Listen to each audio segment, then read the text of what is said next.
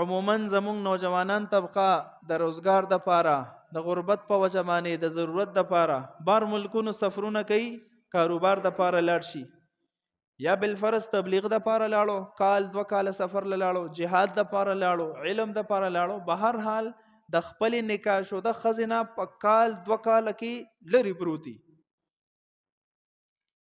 دلته د خزم حق ته پتا باندې ولی زوجک علیک حق، د خزم پتا باندې حق ته. نو د شریعت مسله دا ده چې د خزې د اجازت نه بغیر 4 میاشتو پورې تا ته مکمل اختیار دی چې ته سفر لزی، تبلیغ کې زی، جهاد لزی، کاروبار لزی، چې سلم زی اجازت ته رته 4 میاشتو پورې دی کې د خزې اجازت ته ضرورت نشته. او د 4 میاشتو نه زیات وخت تیرې کال ته خبر وزي یا د 4 میاشتو نه زیات چې ارسومري، اوس چون کې د خزې حق پکې پامال کېږي، نو اوس د خزې د اجازت ضرورت شته. چې زه کال لپاره مثلا سعودي ته ځم، دوبۍ ته ځم، نو کو د خزې اجازت وي، اپ ځان باندې طاقت لرلی شي، صبر کولی شي، خپل ازدواجی زندگی یادو ما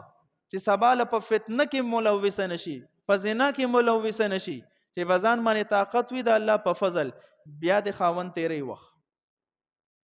او کو خزه وای چې نه 4 میاشتو کې برازي زما حق ته ده، چونکه تازه په نکاح کې اغسته ما، نو اوس سړی باندې لازمي نه چې 4 میاشتې چې تیریږي فورن به حاضری کوي. د دې ازدواجی زندگی ده خو د حاضری ونکړه او خزه په ګناه کې اخته شو، نو دا خو د ګناهګاره مجرمه، خو د دې سزا به هم د خاوند ته ملاويږي. زمونږ په معاشره کې کوردا سه یو ناسور غونډه جوړ دی، نکاو کی میاشت 2 میاشتې نه تیر شوه، سړی ته لاړ شي په کلونو غیبی، الله به تاسو کوي ده دی ی مجبوری ده. وای دینم دکتا خو کلمه ویلې ده کنه، لا اله الا الله دې ویلې دي کنه. حضرت عمر رضی الله عنه به د شپې طواف کولو ګرځیدو په کوسو کې، نو د یو زنانه आवाज وریدو، هغه دا الفاظ ویل لولا الله تخشى عواقبه لزحزح من هذا السرير جوانبه. کو چرته د الله خوف او ير زما پزله کې نه وې کنه، نو نن به زما د دې کټ 4 وانه طرفونه په حرکت کې وي، وایګه کنه یعنی زنا کې باخته وي، خدای الله ير مې د پزله کې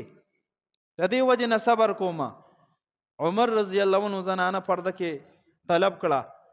چې دا الفاظ دی ولي ویل، ودا مې زکه ویل چې زما خاون ډیر زیات وخت شو چې جهاد لته دی، ازما سرم نفس ته کنه، خدای الله يرم در سره ما تخپل حق نه ملاويږي. عمر رضی الله عنه پریشان شو، کور ته لاړو، حفصه بی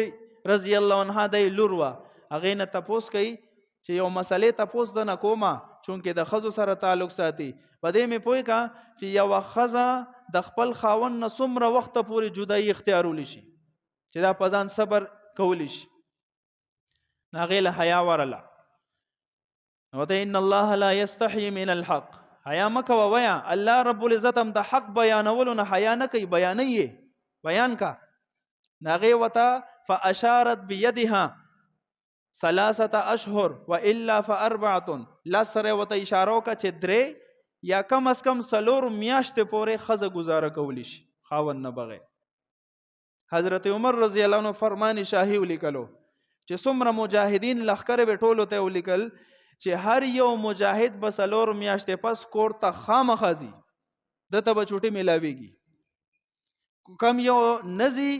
هغه ته به شرعي تور سره سزا ملاويږي.